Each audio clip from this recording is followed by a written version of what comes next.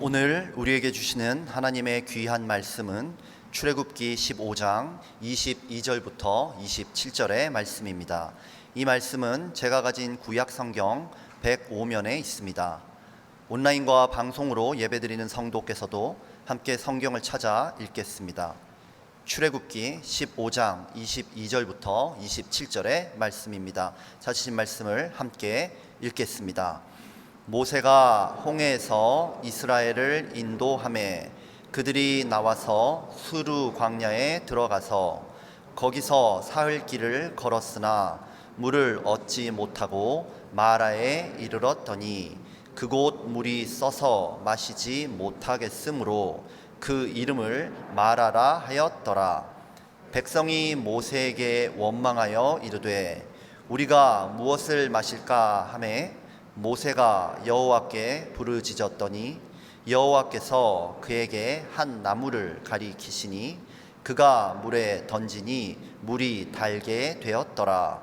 거기서 여호와께서 그들을 위하여 법도와 율례를 정하시고 그들을 시험하실세 이르시되 너희가 너희 하나님 나 여호와의 말을 들어 순종하고 내가 보기에 의를 행하며 내 계명에 귀를 기울이며 내 모든 규례를 지키면 내가 애굽 사람에게 내린 모든 질병 중 하나도 너희에게 내리지 아니하리니 나는 너희를 치료하는 여호와임이라.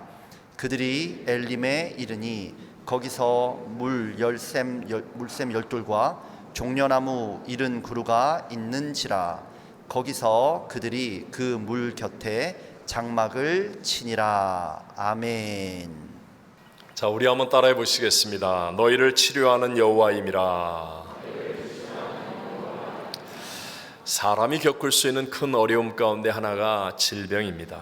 온 세계가 코로나 전염병으로 인해서 사상 초유의 팬데믹도 겪었었는데 다시 재유행한다는 어두운 소식도 들려오고 있습니다. 질병이 오면 일상생활이 멈추고 삶 자체가 고통이 되지요. 직장이나 학교를 비롯한 여러 활동들도 못하게 되고 심지어 교회 생활도 어렵게 됩니다.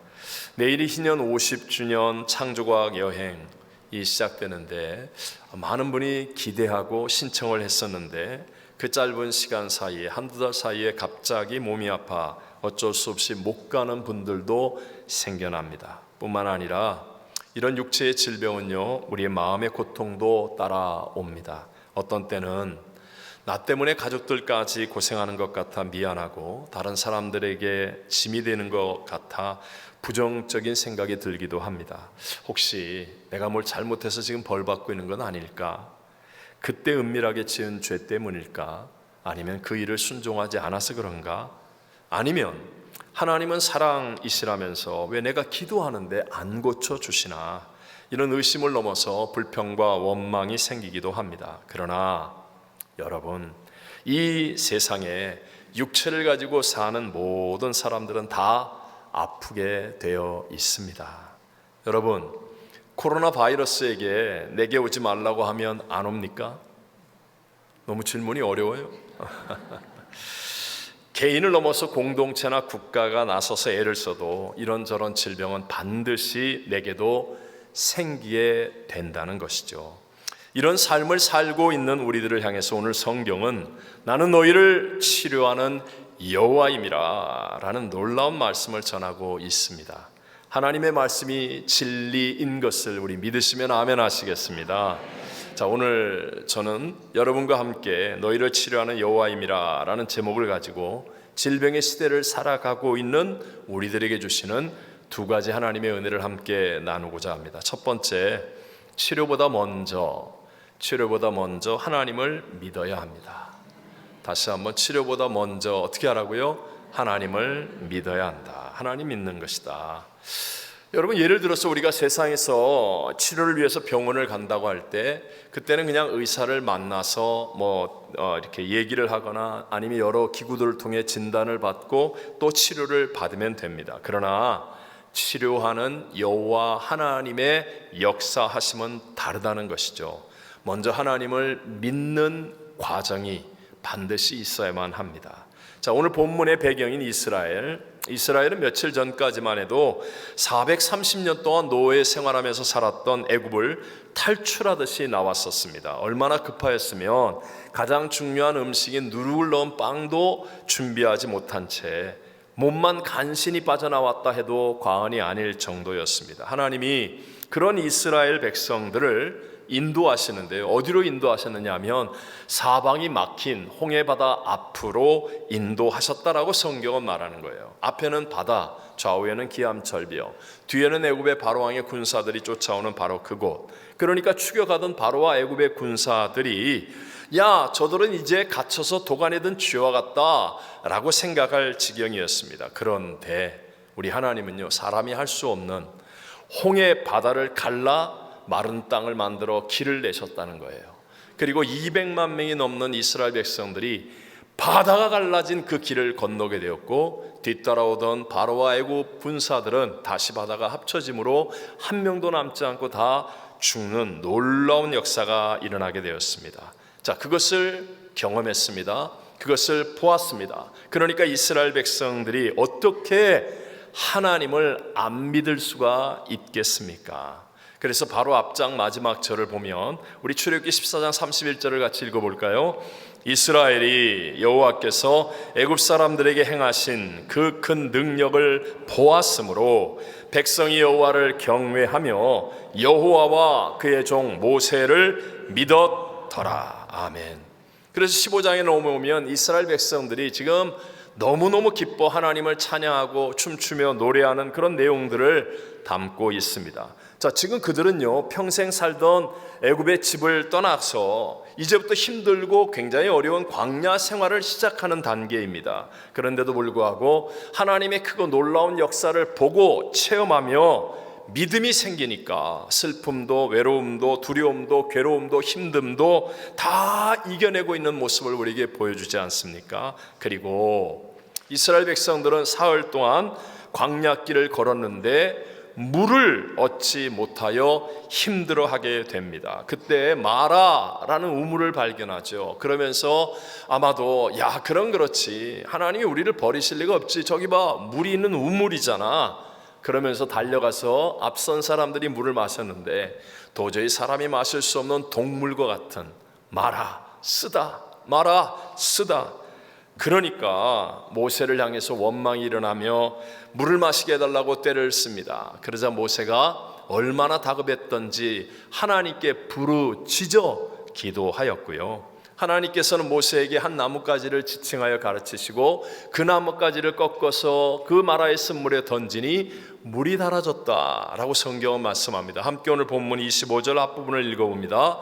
모세가 여호와께 부르짖었더니 여호와께서 그에게 한 나무를 가르치시니 물이 달게 되었더라. 아멘. 아멘. 왜 하나님께서는 나는 너희를 치료하는 여호와임이라는 말씀을 하시기 위해 이렇게 앞부분에 문제를 만나게 하고 부르짖어 기도하게 하면서 왜 이런저런 과정들을 지나가게 하시겠습니까?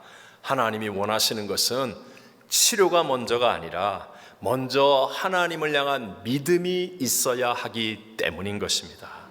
만약에 치료가 먼저라고 한다면 이런 과정을 뭐하러 지나요? 죽은 자도 살리고 없는 것도 있는 것처럼 부르실 수 있는 하나님이 아픈 사람 있냐? 다 나와. 뭐 우리 교회에서 하는 것처럼 손 얹어 나아라. 그럼 끝날 거 아니에요. 그런데 하나님은 그리하실 수 있는데 그리하지 않습니다. 왜냐하면 치료보다 먼저 하나님을 믿는 믿음이 있어야 하기 때문에 하나님이 요구하시는 것은 먼저 하나님을 믿으라는 겁니다. 믿으라는 것. 사도행전 12장에 보면 야고보 사도가 잡혀서 순교를 당합니다. 그리고 바로 베드로도 잡혔는데요, 마침 무교절 명절이라 그 다음 날 처형하기 위해서 감옥에 가두어 두었습니다. 사도행전 12장 5절을 같이 읽어보겠습니다. 이에 베드로는 옥에 갇혔고 교회는 그를 위하여 간절히 하나님께 기도하더라. 얼마나 다급한 상황이겠습니까? 야고보 사도가 순교당하고 당연히 베드로도 순교당할 위기 앞에서 감옥에 갇혀있고 교회가 기도하고 있는 거예요. 호련히 주의 사자가 잠자고 있는 베드로에게 나타나 그를 깨우고 그리고 쇠사슬이 풀려지고 쇠문이 열려지고 간수들은 잠든 채 베드로가 밖에 나가는 놀라운 기적적인 역사가 하나님의 능력 안에서 일어납니다. 사람이 하는 일이 아니죠. 어떤 특공대나 어떤 특수부대가 할 수 없는 일, 하나님이 일하시는 거예요. 그리고 베드로는 예루살렘 성도들이 기도하고 있는 그 요한의 집에 갔는데 문을 열어주는 여자아이부터 시작해서 지금 베드로를 위해 기도하고 있는 모든 성도들이 아무도 안 믿는 거예요. 놀라기만 할 뿐 베드로가 이렇게 나왔다는 사실을 믿지 않더라. 사도행전 12장 15절과 16절을 같이 읽어봅니다. 그들이 말하되 내가 미쳤다 하나 여자아이는 힘써 말하되 참말이라 하니 그들이 말하되 그러면 그의 천사라 하더라. 베드로가 문 두드리기를 그치지 아니하니 그들이 문을 열어 베드로를 보고 놀라는지라. 여러분, 그들은 도대체 베드로가 이렇게 살아왔는데도 문도 안 열어주고 안 믿고 있다. 그럼 기도는 도대체 왜 하고 있습니까? 무엇 때문에 기도하는 것입니까? 자, 이게 굉장히 중요한 거예요. 예루살렘 교회 성도들은요, 베드로가 풀려나게 해달라는 응답을 위해서 기도한 것이 아니라 어떤 상황과 고난 속에서도 함께 하시는 주님을 믿는 믿음이 있었기 때문에, 그래서 그들은 기도하고 있는 것이었어요. 그러니까 이렇게 응답을 받아야 된다. 응답 이렇게 기도하면 오래 못 갑니다. 근데 주님을 믿습니다. 어떤 것도 합력하여 선을 이루시는 우리 하나님을 믿습니다 라는 믿음으로 기도하니까 자기들은 생각지도 못했던 하나님의 가장 좋은 응답의 역사, 하나님의 놀라운 응답의 역사가 그 믿음을 통해 일어나게 된 줄로 믿습니다. 자, 오늘 오후에 저희들은 기도원에 기도하러 올라갑니다. 우리 모두에게는 어떤 분은 자녀 문제, 가정 문제, 직장, 사업의 문제, 건강의 문제, 또 학업의 문제나 신분 문제 등 여러 가지 문제들이 있죠. 누가 기도하러 갑니까? 해결과 응답이 믿어지는 사람만 갑니까? 아니라는 거예요. 그게 아니라 어떻게 해결될지, 어떤 응답이 다가올지 우리는 전혀 모릅니다. 그럼에도 불구하고 나를 부르시고 나를 기도하게 하시는 하나님을 믿기 때문에 기꺼이 기도할 수 있는 은혜가 임하게 되는 줄로 믿습니다. 그 하나님을 믿는 믿음, 나와 함께 하시는 하나님을 믿습니다. 나는 지금 어떤 응답이 일어날지, 어떤 해답이 일어날지는 모르겠지만 그러나 하나님을 믿습니다 라는 믿음을 가지면, 그러면 가장 좋은 때에 내 생각을 뛰어넘는 하나님의 가장 좋은 것으로 응답하시는 그 하나님의 역사를 체험하게 될 줄로 믿습니다. 마찬가지로 내 몸의 질병보다도, 내 몸의 질병의 치료보다 더 중요한 것이 먼저 하나님을 믿는 믿음을 붙드는 것입니다. 때로는 말입니다, 병원과 의사도 못 고친다는 그런 중한 질병에 대해서 치료의 믿음이 안 생길 수 있죠. 병원에서도 안 되고 과학으로도 안 되고 다 안 된다는데, 그럼에도 불구하고 나를 예배의 자리로 부르신 하나님, 나로 하여금 기도하게 하시는 그분 하나님은 우리가 믿을 수 있지 않습니까? 그 하나님을 믿음으로, 치료가 먼저가 아니라 나는 하나님을 믿는 믿음이 먼저입니다 하면서 하나님을 믿기 때문에 기도하면 내 생각을 뛰어넘는 하나님의 역사는 저와 여러분에게도 일어나게 될 줄로 믿습니다. 그렇다면 이런 질문이 또 나옵니다. 아니, 그럼 하나님이 다 치료하실 수 있는데 그 질병의 원인이 되는 원수 마귀를 지금 당장에 싹 제거해 버리시고 질병을 그냥 싹 이 땅에서 도말시켜 버리시면 그러면 치료가 되는 거 아니에요? 굳이 하나님이 이렇게 믿음의 과정을 지나게 하시고 이렇게 해서 치료하십니까? 전전능하신 하나님이 그냥 이 땅의 질병을 다 없애버리면 되지요. 여러분, 명심하셔야 돼요. 하나님의 가장 중요하고 큰 뜻, 그것은 바로 이 세상의 사람들의 영혼의 구원입니다. 믿음의 결국은 영혼의 구원을 받음입니다. 하나님의 가장 중요한 뜻은 이 세상에 단 한 사람이라도 자동으로 지옥 갈 수밖에 없는 운명의 사람들이 예수 그리스도의 십자가와 죽으심과 부활을 믿음으로 말미암아 구원받아 영생 천국에 가는 것, 이것이 하나님의 가장 중요하고 가장 큰 뜻이에요. 그래서 우리가 어떤 경우에라도 선교하고 복음을 전하는 이유가 거기에 있죠. 그런데 여러분, 그래서 하나님은 기다리시는 거예요. 자, 여러분 한번 생각해 보세요. 지금 오늘 예배드리는 여러분들 가족 가운데도 아직까지 예수 그리스도를 안 믿는 사람 있으시죠? 여러분이 알고 있는 지인, 존경하는 분들, 사랑하는 어떤 사람들 가운데도 아직 예수님을 영접하지 못하고 구원의 확신 가운데 있지 못한 분들 분명히 있으시죠? 아직 이 세상에는 복음을 듣지 못한 많은 나라와 민족들이 아직도 있다는 거예요. 그래서 하나님은요, 단 한 사람이라도 더 구원받기 위해서 아직 심판을 미루고 계신 거예요. 심판을 미루고 계신 거예요.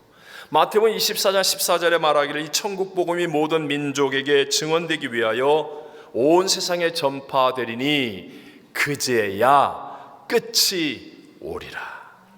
끝은 단 한 명이라도 더 예수를 믿어 구원받게 하고 모든 민족의 복음이 전파된 다음에 끝이 온다. 심판이 온다. 그래서 이 땅에는 아직도 질병의 원인이 되는 원수마귀가 있고 아직도 질병이 이 땅에 남아 있는 거예요. 그래서 이 세상에 정사와 권세를 잡고 있는 원수마귀 때문에 우리들이 당하는 실패와 어려움이 남아 있는 것이고, 때로는 우리에게 고난이 다가오고 죄가 있고 질병과 사망 이런 것이 있을 수밖에 없는 삶을 살아가는 것입니다.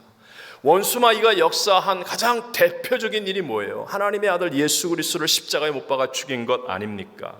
여러분 생각해 보십시오. 하나님께서 거룩하고 흠도 없고 점도 없는 사랑하는 독생자 예수님이 십자가에 못 박히실 때 엘리 엘리 라마 사박다니, 하나님 나의 하나님 어찌하여 나를 버리시나이까 할 때 하나님의 마음이 얼마나 힘드셨겠습니까? 하나님이 그 아들의 십자가 고난을 기뻐하셨겠습니까? 아니에요. 그런데도 불구하고 하나님은 온 인류의 구원을 위해, 정말 영혼을 구원하기 위해서 자기 아들의 죽으심을 참으시고 기꺼이 희생하셨다는 거예요. 그리고 예수님은 무덤에 묻히시고 사망 권세를 이기고 부활 승리하셨고 지금 저와 여러분과 함께하는 우리들의 구세주가 되신 줄로 믿습니다. 함께 우리 베드로전서 2장 24절을 읽어볼까요? 친히 나무에 달려 그 몸으로 우리 죄를 담당하셨으니 이는 우리로 죄에 대하여 죽고 의에 대하여 살게 하려 하심이라. 네, 여기 보세요. 예수님께서 십자가에서 대속의 죽음을 당하시고 우리를 구원하셨다는 거예요. 이 일 안에, 이 예수님 안에 저가 채찍에 맞으심으로 너희가 나음을 입었다는 이 일도 포함되어져 있다는 겁니다.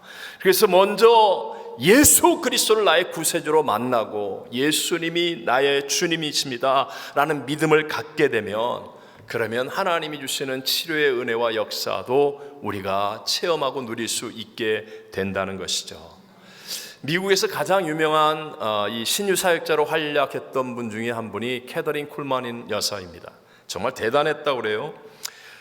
많은 신유의 역사들이 사실 이 분이 있었고 난 다음에 많이 전파되기도 했습니다. 어떤 경우에는 실제로 주물 공장에서 일하다가 쇳물이 눈에 튀어서 실명을 해서 21년 동안 보지 못하던 분이 조지 오르라고 이름하는 분인데요. 이분이 이 캐더린 쿨만 여사의 집회 때 참여했다가 신유의 기도로 눈을 뜨고 보게 되기도 했다는 거예요. 1928년부터 미국의 대단한 이 신유 연사들이 나타나게 되었습니다. 하지만 그녀는 언제나 이렇게 말했습니다. 모든 기적 중에서 가장 큰 기적은 우리 주 예수 그리스도의 피로 말미암아 죄와 허물로 죽은 심령이 살고 더러워진 마음이 깨끗하게 된 것입니다. 이것이 모든 기적 중에 가장 귀한 기적입니다. 여러분도 믿게 되시기를 바랍니다. 먼저 모든 기적 중에 가장 크고 가장 귀한 주님이 나의 구세주 되심이 믿어지는 이 믿음이 있고, 그 믿음을 가지게 되면, 그래서 주님과 함께하면 그 주님 안에는 우리를 치료하시는 은혜도 나타나게 된다는 것입니다. 외람되지만 제가 군대에서 이제 마지막 훈련소에 유격 훈련을 받느라고 야간에 산악 행군을 하다가 그만 눈을 다쳐서 실명의 위기 가운데 빠졌던 적이 있었습니다.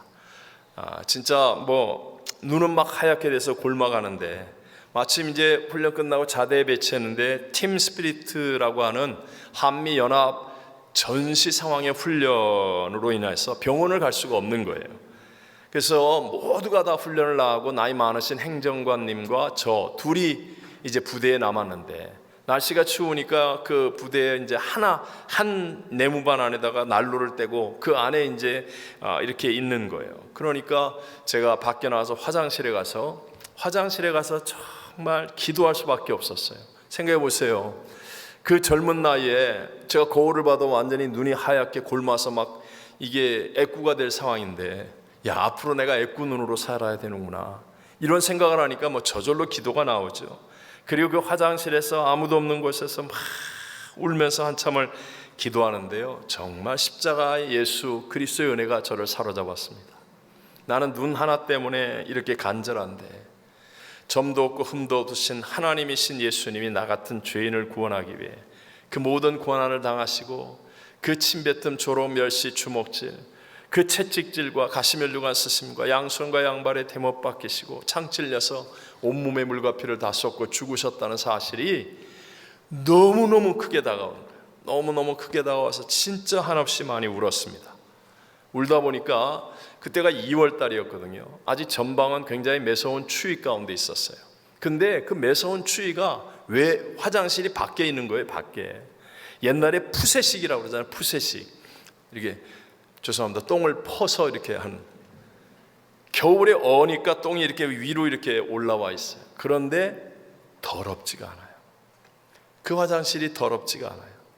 그 추운 바람이 부는데 춥지가 않아요. 진짜 따뜻한 온기로 나를 다 감싸주는 것 같아요. 얼마나 많이 울면서 얼마나 오랫동안 그 화장실 안에서 천국을 경험했는지 몰라요. 그리고 났더니 전 치료를 위해서 한 번도 기도하지 않았어요. 그때 예수님이 너무 좋았어요. 예수님 너무 감사합니다. 예수님 때문에 구원받았습니다. 근데 제가 이렇게 멀쩡하잖아요. 여러분, 믿으십시오.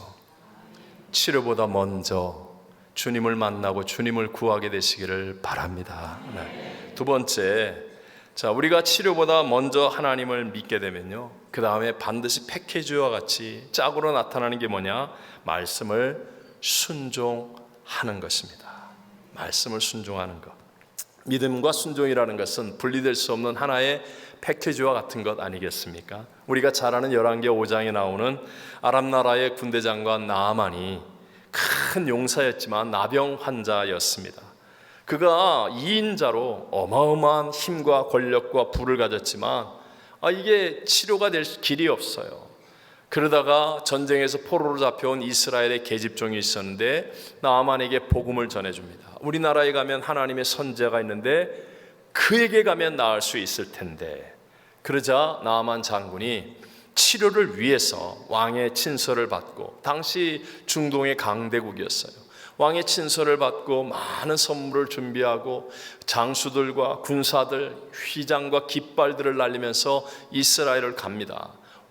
이스라엘 왕이 그 친서를 받아보고는 자기 옷을 찢고 이제 우리 죽었다, 이건 전쟁을 하기 위한 빌미와 같은 것이다 할 때 엘리사 선지자가 그를 불러요. 엘리사 선지자에게 가요. 근데 놀랍게도 엘리사 선지자는 콧배기도 안 보이고 종을 시켜서 저 앞에 있는 더러운 요단강 물에 몸을 7번 담그라고 메시지를 전하여 줍니다.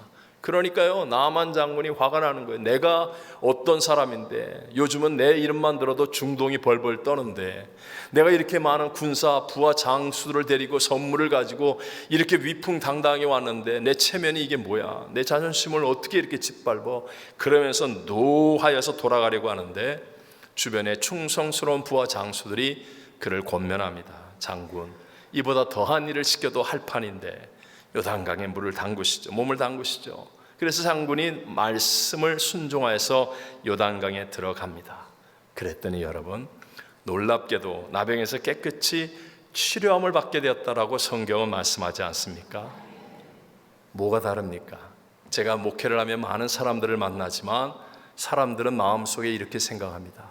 나를 치료해 주면 내가 그때부터 예배 나가겠습니다. 나 치료받고 나면 봉사하겠습니다. 나 치료되면 이것도 하고 저것도 하고 이렇게 하겠습니다. 언제나 치료가 먼저예요. 근데 기적을 체험하고 은혜를 체험하는 진짜 승리자들은 말씀이 이해, 납득, 공감이 안 되는데도 불구하고 하나님 말씀을 먼저 순종하는 거예요. 나하만이 처음 요단강물에 몸을 담갔을 때 변화가 일어났을까요? 전혀 없었습니다. 정말 많은 부하 장수들과 군사들이 쳐다보는데, 아니면 이 사람 저 사람 다 쳐다보고 있는데 아마 굉장히 화가 났을 거예요. 내가 괜히 이 요단강물에 체면도 깎이고 자존심도 버리고 괜히 몸을 담갔다. 2번 들어갔다 나와도 아무 일도 안 일어나는 거예요. 3번, 4번, 5번, 6번. 아마 후회가 막심했을지도 몰라요. 화가 났을지도 몰라요. 그런데 말씀대로 7번째 물에 담그고 나오니까 우리 하나님의 놀라운 기적은 일어나더라는 것입니다. 여러분, 이것이 중요합니다. 오늘 본문에도요, 나는 너희를 치료하는 여호와임이라 이 말씀을 하시기 전에 계속해서 반복하는 것이 먼저 법도와 율례를 순종해라, 이 말씀을 먼저 하고 있는 겁니다. 함께 우리 25절 후반절로 26절까지만 읽어봅니다. 거기서 여호와께서 그들에게 법도와 율례를 정하시고 그들을 시험하실세 이르시되 너희가 너희 하나님 나 여호와의 말을 들어 순종하고 내가 보기에 의를 행하며 내 계명에 귀를 기울이며 내 모든 규례를 지키면 내가 애굽 사람에게 내린 모든 질병 중 하나도 너희에게 내리지 아니하리니 나는 너희를 치료하는 여호와임이라. 아멘. 순종하고 의를 행하며 귀를 기울이며 지키면, 그러면 말씀을 그대로 하면 내가 애굽 사람에게 내린 모든 질병 중에 하나도 너희에게 내리지 아니하리니, 이렇게 말씀하는 거예요. 여러분, 이스라엘 백성들은 오랫동안 애굽에서 살아왔죠. 그래서 애굽의 삶이 그들의 마음의 중심에 들어와 있습니다. 이 마음 속에 있는 애굽이 빠져나오지 않는 한 그들은 잠깐은 나을 수 있을지 모르지만 또다시 병들고 같은 넘어짐이 반복됩니다. 그러나 이제 말씀을 순종할 때 삶의 뿌리가 하나님께로 옮겨지는 거예요. 하나님의 말씀을 순종하면, 그러면 애굽의 모든 질병 하나도 내리지 않겠다라고 말씀하는 겁니다. 지금 이스라엘 백성들을 보아도 홍해바다의 기적을 체험하고 얼마나 기뻐했습니까? 그런데 딱 3일 걸렸습니다. 사흘 만에 그들의 마음 안에 감추어져 있던 것들이 막 부글부글 다 솟아나오지 않습니까? 뜻대로 안 된다고 모세를 향하여 원망하고 불평하는 것, 그들의 마음의 뿌리가 아직도 애굽이라는 것을 증명하는 거예요. 애굽에서 하나님으로 옮겨지지 않았다는 것입니다. 이스라엘의 백성들의 보이지 않는 그 마음속이 애굽인 것처럼 오늘 우리들도 마찬가지입니다. 겉으로는 교회 나와 있습니다. 뭐 괜찮은 척하고 점잖은 척하고 듣는 척하고 다 하는데도 불구하고 여전히 마음의 뿌리가 말씀으로 옮겨지지 않으면 세상이 주는 것들을 이겨낼 수가 없다는 것이죠. 죄와 사망의 두려움과 상처가 우리의 마음을 끊임없이 괴롭힙니다. 나도 모르게 쓴뿌리가 나옵니다. 나도 모르게 섭섭함이 가득합니다. 나도 모르게 오해하고 나도 모르게 절망하고 나도 모르게 넘어지는 겁니다. 그러니까 성경은 우리에게 말씀하는 거예요. 먼저 눈에 보이는 질병과 상처와 싸우기 전에 먼저 하나님 말씀을 순종함으로 나의 삶의 마음의 뿌리를 하나님께로 옮겨야 한다. 이걸 말씀하는 거예요. 왜 하나님이 우리에게 11조를 하라, 헌물을 드리라? 하나님이 돈이 없어서요? 돈 필요했어요? 제발 그런 유치하고 저급한 생각하지 마십시오. 우리가 말씀을 순종할 때만이 내 마음의 뿌리가, 보이지 않는 내 속사람의 뿌리가 세상이 아니라 하나님께로 옮겨지는 사람이 되기 때문인 줄로 믿습니다. 사실 모든 사람들은요, 지금 자기 자신 속에 있는 이 마음을 잘 못 봅니다. 내 안에 있는 문제를 모른다는 거예요. 근데 이게 이 속사람, 보이지 않는 부분이 해결되지 않으면 진정한 치료라는 건 일어날 수가 없겠죠. 외람되지만 제가 이런 시절이 있었어요. 제가 생각하기에 제 안에는 상처 같은 것이 없는 줄로 생각했던 시절이 있었습니다. 왜냐하면 겉으로 보기에 제가 그래도 좀 괜찮지 않아요? 겉으로 보기에 그렇게 예의가 없다든가 막 무매너 이런 거 아니잖아요. 겉으로 보기에 그냥 사람들 하기도 괜찮고요. 또 성실한 편입니다. 그리고 모든 교회가 다 부흥하고 다 잘 되어졌어요. 그래서 저는 제 마음에 문제가 없는 줄로 착각했던 적이 있었어요. 그런데 어느 날 하나님께서 주님이 제게 깨우쳐 주시더라고요. 내 안에 얼마나 많은 문제가 있는지. 처음 목회를 하면서부터 진짜 막 여러 가지 문제들이 생기는데 그걸 참기 위해서 마치 아무 일도 안 일어난 것처럼, 아니면 내가 모르는 것처럼, 아니면 그냥 내 마음속에 묻어두고 무조건 묻어두는 거예요. 그러고 나서 괜찮은 척 하면서 지냈던 너무 많은 일들이 있었어요. 근데 어느 날 이런 것들이 한 번씩 폭발하고 있다는 걸 발견했어요. 내가 겉으로는 다 멀쩡한 줄 알았는데 나도 모르게 내 안에 감추어 놨던 거, 그냥 그때 당시는 해결할 수 없는 방법이 없으니까 그냥 내 안에 묻어두었고 그래서 해결된 줄 알았는데 이런 것들이 막 솟아나는 거예요. 다 잊었던 일이 어느 한순간에 떠올라서 괴로워지고, 갑자기 이상한 생각이 들고, 미움과 부정적인 감정에 사로잡히고, 사람들이 원망스럽고 목회가 방황스럽기까지 했던 그런 시절들이 있었어요. 이걸 누가 해결합니까? 부인이, 남편이, 자식이, 부모가 내 속사람의 마음 문제를 해결한다고요? 어떻게 해결할 수 있겠습니까? 내 속사람, 내 마음속은요, 하나님의 말씀이 해결해 주는 것을 믿으시기 바랍니다. 그래서 히브리서 4장 12절에 말하잖아요. 하나님의 말씀은 살아있고 운동력이 있어, 활력이 있어, 좌우의 날선 어떤 것보다도 예리하여 혼과 영감이 관절과 골수를 찔러 쪼개기까지 하며 또 마음의 생각과 뜻을 판단한다고 말씀하는 거예요. 하나님 말씀이 왜 들리면 인생이 달라집니까? 하나님 말씀을 듣는다고 주머니에 금방 달러가 생기고 금방 무슨 문제가 해결되고 그런 건 아닌데요, 보이지 않는 내 마음에서부터 하나님의 역사가 일어나기 시작하는 거예요. 저도 말씀을 묵상함으로 그 모든 문제, 때로는 나에게 한 번씩 터져나오는 그것들을 해결할 수 있었어요. 아무리, 여러분 저도 정말 바쁩니다. 정말 정신없이 삽니다. 그럼 짜증이 날 때가 있어요. 근데 말씀이 내 안에서부터 탁 깨달아지면요, 그러면 자유해집니다. 정말 자유해집니다. 그리고 기쁩니다. 깃털처럼 가벼워집니다. 목회가 너무너무 행복한 거예요. 뭐 다른 것으로 맛있는 거 먹어서 그런 거 없어요. 하나님 말씀이 내 안에서 움직이기 시작하면 너무너무 행복해요. 요한복음 1장 1절에 말씀하잖아요. 말씀은 곧 하나님이시니라. 말씀이 하나님이세요. 우리와 함께 하시는 예수님도 말씀이 육신 되오신 분이라고 말하지 않습니까? 요한복음 1장 14절만 같이 읽어볼까요? 말씀이 육신이 되어 우리 가운데 거하심에 우리가 그의 영광을 보니 아버지의 독생자의 영광이요 은혜와 진리가 충만하더라. 아멘. 여러분, 말씀이 능력입니다. 그래서 누구든지 세상에 바쁘게 살고 지금 어렵고 힘든 상황 속에 있고 오해받고 고난받고 핍박받는다 할지라도 하나님의 말씀이 내 안에 인풋되어져서 그 말씀과 씨름하며 말씀을 순종하는 삶이 되어지면, 그러면 희한하게도 내 영혼부터 내 속사람이 바뀌어지고 채워지는 은혜가 임하게 될 줄로 믿습니다. 원래 내게는 있지 않았던 그런 상황 속에서는 도무지 찾아낼 수 없는 평안이 말씀을 붙들고 순종할 때 내 안에 생겨나는 거예요.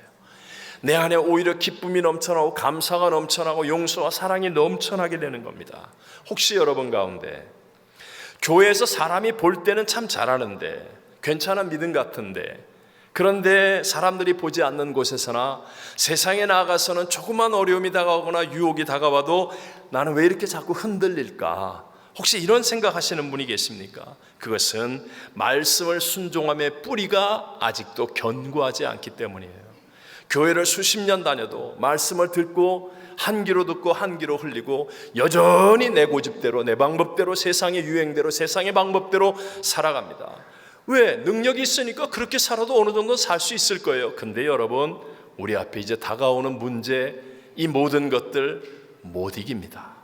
보이는 데서는 할렐루야 아멘, 그리고 뭐 직분이 있다, 나 교회 오래 다녔다, 내가 이런 사람이다, 그러면서 보이는 사람들 앞에서는 괜찮은 척 할지 모르지만, 그러나 여러분, 내 속사람과 이 내면의 세계를 변화시킬 수가 없습니다. 말씀을 순종함이 견고한 뿌리가 되시기를 바랍니다. 그래서 주님이 주인이 되시면 내게 없었던 우리 하나님이 주시는 은혜가 내 안에 흐르는 거예요. 하나님이 주시는 평강이 있고 기쁨이 있고 감사가 있고 소망이 넘쳐나는 거예요. 그래서 우리는 세상이 어떻게 변한다 할지라도 천인이 날 대적하고 만인이 날 핍박해도 하나님이 주시는 이 은혜와 능력을 가지고 이기는 자가 될 줄로 믿습니다. 마지막 27절을 읽겠습니다. 다 같이. 거기에 열샘 열둘과 종려나무 70그루가 있는지라. 거기서 그들이 그 물결 치니라. 아멘. 마라에서부터 엘린까지는 약 11km, 7마일도 안 되는 아주 짧은 거리입니다. 여러분, 마라에서 얼마나 큰 일이 일어났습니까? 모세를 향하여 원망하고 그냥 난리가 일어나서 모세가 얼마나 급했으면 부르짖어 기도하고 막 난리법석이 일어났었어요. 근데 엘림까지는, 하나님이 예비한 축복의 땅 엘림까지는 정말 가까운 거리라는 거예요. 근데도 사람은 그것을 못 봅니다. 사람은 알지 못합니다. 하지만 하나님은 보고 계시고 아시는 분이라는 것이죠. 혹시 여러분 오늘 질병 가운데 있습니까? 어떤 고난과 문제 가운데 있습니까? 그렇다 할지라도 주님이 저와 여러분을 부르실 때는요, 엘림을 알고 계시고 보고 계시는 분임을 믿으시기 바랍니다. 하나님의 법을 따라 행하는 거예요. 먼저 하나님을 믿는 믿음을 붙잡고 먼저 말씀을 순종하는 그 믿음의 길을 걸어가면, 나는 지금 보지 못해서 내가 이해 납득 공감이 안 되는데 그렇게 해도 될까? 이런 생각이 들지 모르지만, 그러나 하나님은 이미 다 보고 계시고 알고 계셔서 우리를 바로 그 축복의 길로 이끌고 계신 분임을 믿으시기 바랍니다. 저와 여러분을 위해서 너무나 분명한 천국의 영생의 삶도 예비해 놓으셨잖아요. 그리고 이 땅에서도 너무나 분명한 십자가의 은혜와 능력으로 우리를 이끌고 계십니다. 질병에 지지 말고, 문제에 지지 말고, 마지막 시대에 세상에 휘둘림을 당하지 말고, 우리 하나님을 믿는 믿음, 말씀을 순종하는 이 믿음을 부여잡고 승리하는 저와 여러분 되시기를 주의 이름으로 축원합니다. 축원합니다.